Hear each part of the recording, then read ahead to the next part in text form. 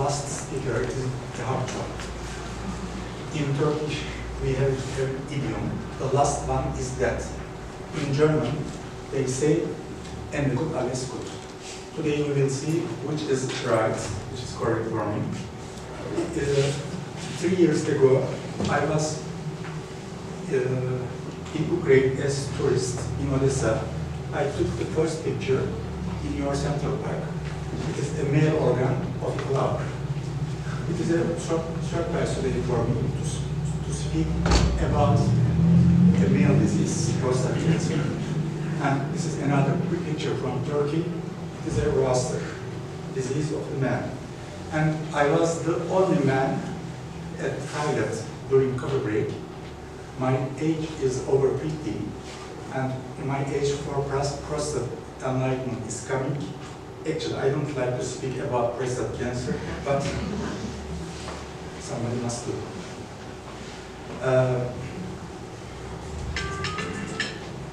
Sometimes local disease progress to end-stage disease. Sometimes we encounter de novo metastasis, and actually the risk of death is very high for the man.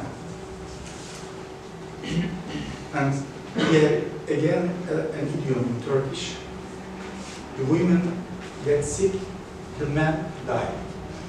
This is again correct here. And if we look at this map, we see that especially developed regions, in the developed countries, the risk, the incidence is high. Actually, this is a good news. All men will get prostate cancer if they live long enough. This is our fate. And the story, I will today make a brief introduction to medical oncology. I don't want to bore you. And all our success is built on the previous efforts of all nations, of all women. And in 1941, orchiectomy has been shown to control the prostate cancer, and this success was prized with Nobel. Then the first HRH analog was discovered, another Nobel Prize. Stone on stone, we are progressing. Today we know prostate cancer is, at least at the beginning, an androgenic disease. Androgen deprivation, in surgical or medical way, may prevent the disease spread. And we have another class of drugs. They are called androgen receptor blocking drugs. And in time, we see by surgery or by other ways, if we can keep serum testosterone levels below that, this is the effective castration, and these men live longer. Because as a man, whether I would prefer it, I don't know. But the science, maybe my life.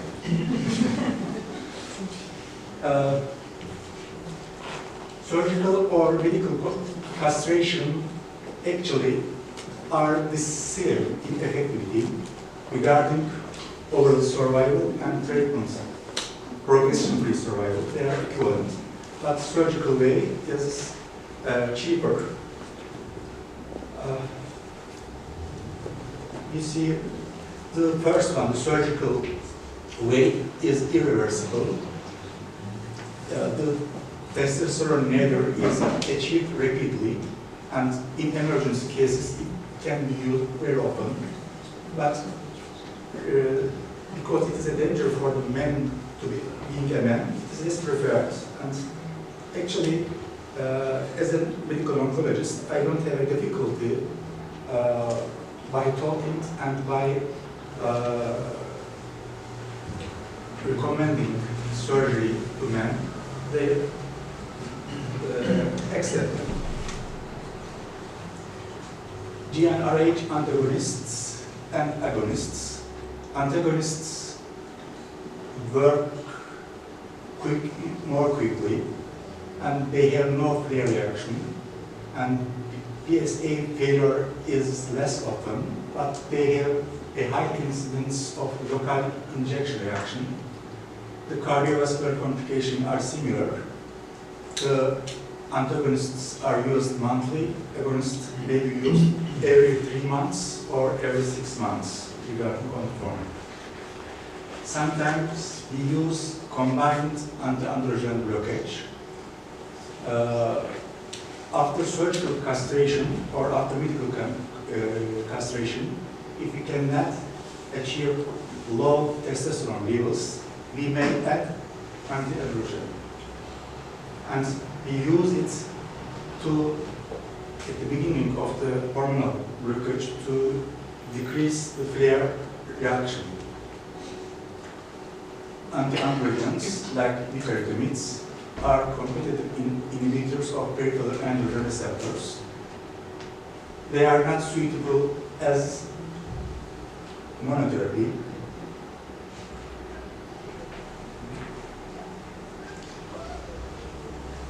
You see here, loperamide, orchiopamine, goserelin.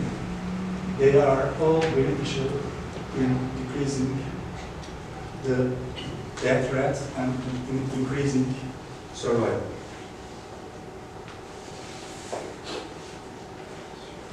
But here, a questionnaire in a prostate cancer symposium, combined androgen blockade used less than needed, or sometimes more than needed.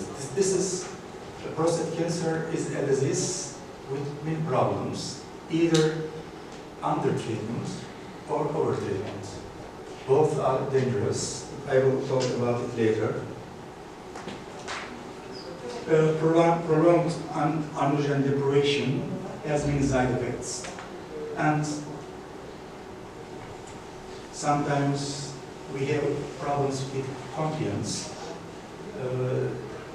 Another problem is many drugs are developed in people under 60 years old. This knowledge are used for people over 70 years old many times. Actually, all studies, many studies, do not represent the prostate cancer patients. That's why we should make it possible that before marketing, before giving the license for a drug, the states must request that this drug was tested in the geriatric population. This is the main problem.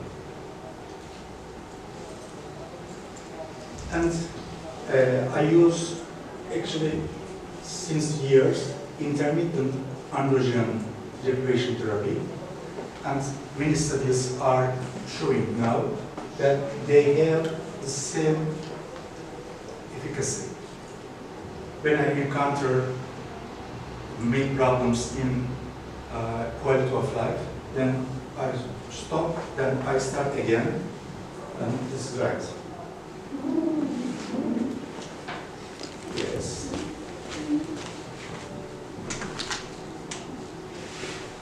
Early androgen deprivation is associated with a statistically significant decrease in prostate cancer-related deaths. And being a physician is balancing these risks and benefits. Especially in prostate cancer patients, especially in elderly, some complications are very important. Loss of libido, impotence, hepatosupplememory, hot flashes, and gynecomastia. And if we use them long term, then obesity, diabetes, cardiovascular disease, insulin resistance, and osteoporosis.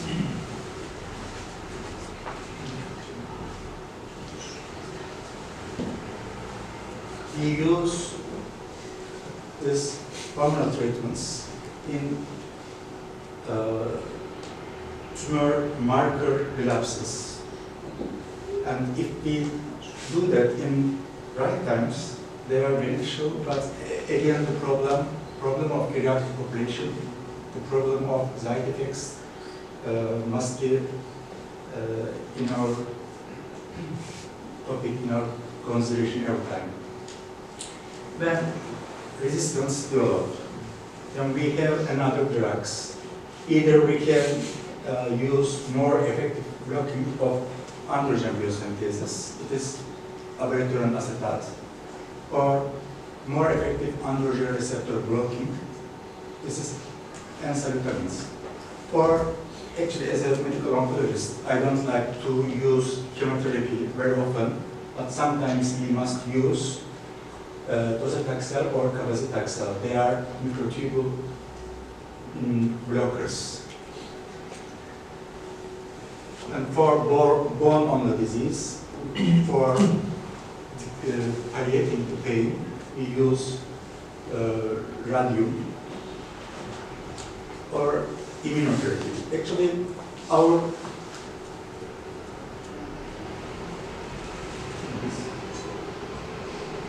should we use chemotherapy early or late? This is a very important problem. We know that heavy tumor burden, highly symptomatic patients may benefit from early chemotherapy, but if they have compromised liver functions and compromised cardiac function, they may use abiraterone. If there is risk of seizures, epilepsies, then we don't use enzalutamide. And if we have resistance to one drug, we can switch to another drug. The problem is which is the best sequence of the area of treatments: chemotherapy, androgen receptor antagonists, which is the best sequence. Many studies are ongoing. We don't have yet the final answer.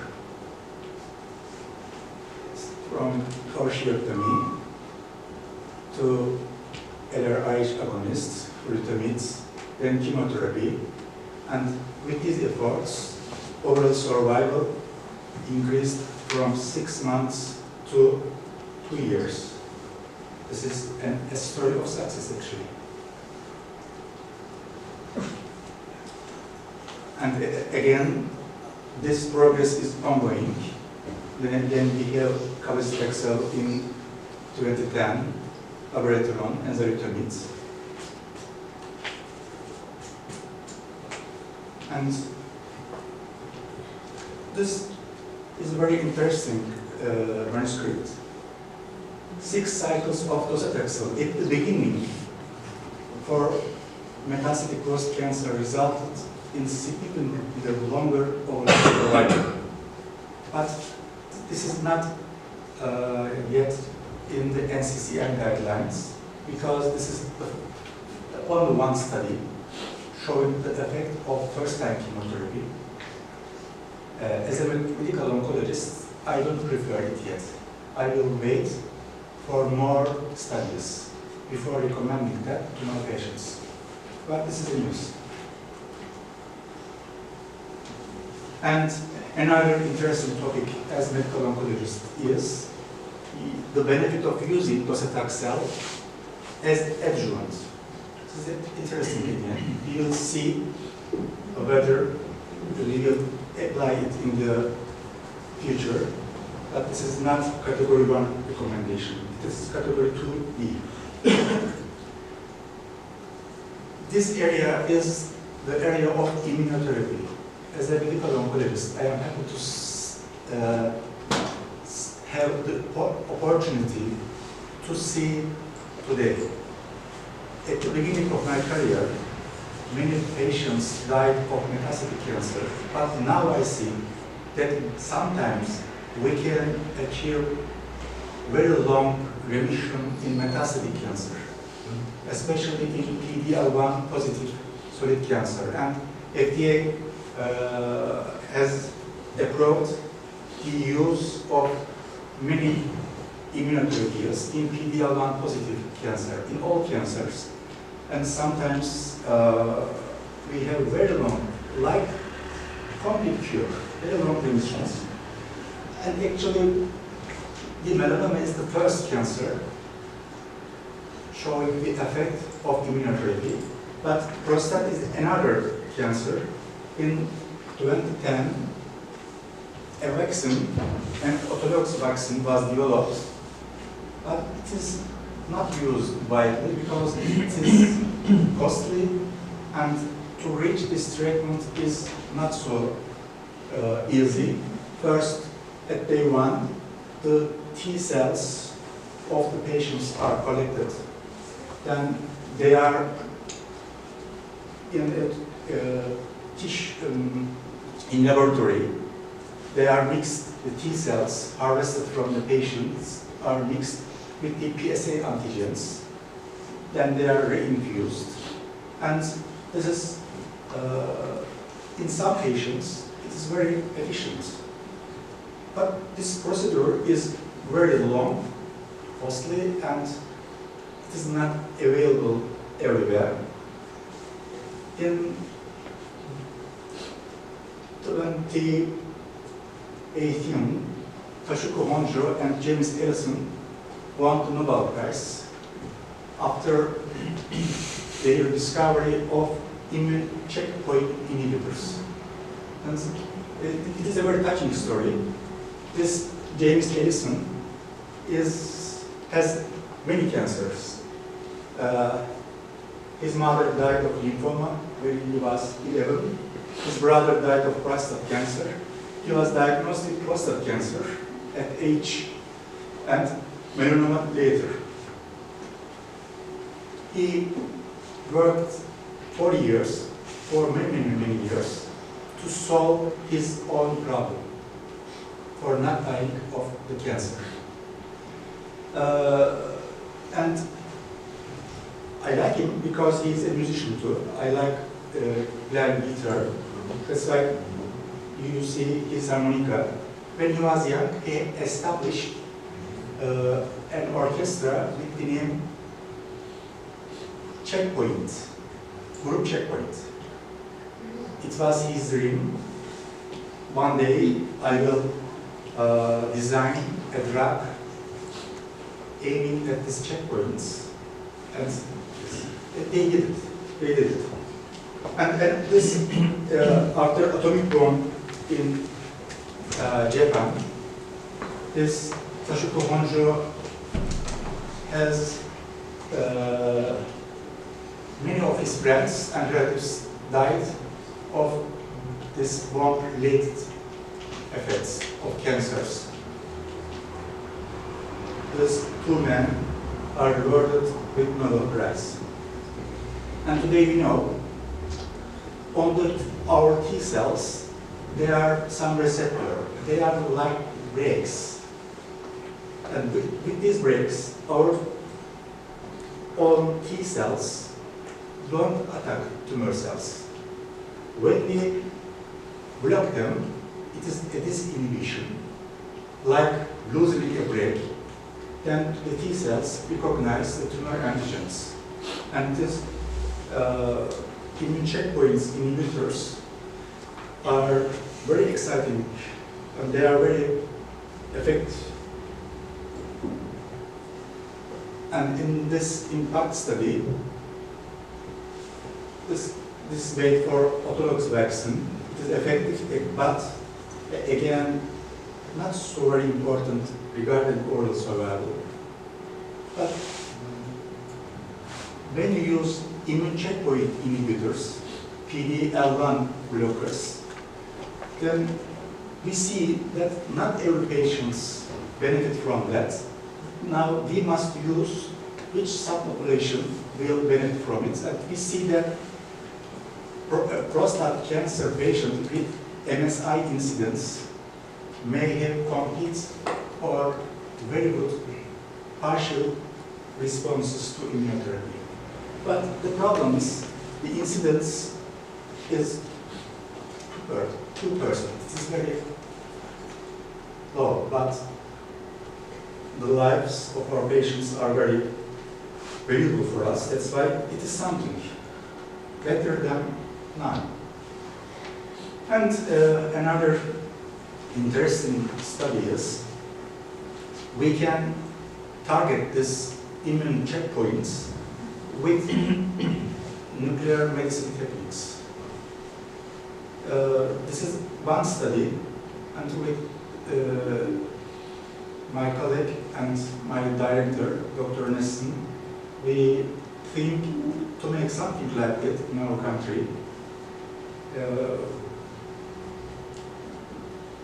I am very hopeful for this immune checkpoint inhibitors, and there are many ongoing trials, and we should wait for the results. At the end, we see the prostate cancer. For the cure of prostate cancer, we need a multidisciplinary team. The geriatric studies are very important. And I will finish the presentation with some words of Mahayana. All threats of hell and hopes of paradise, one thing is least is certain, this life flies. One thing is certain, and the rest is lies. The flower that once has blown forever dies. We have short life today in prostate cancer as a man. I am at risk, but I see that the rest is lies, but today I have spent with you a very great time. Thank you very much. Thank you for your attention.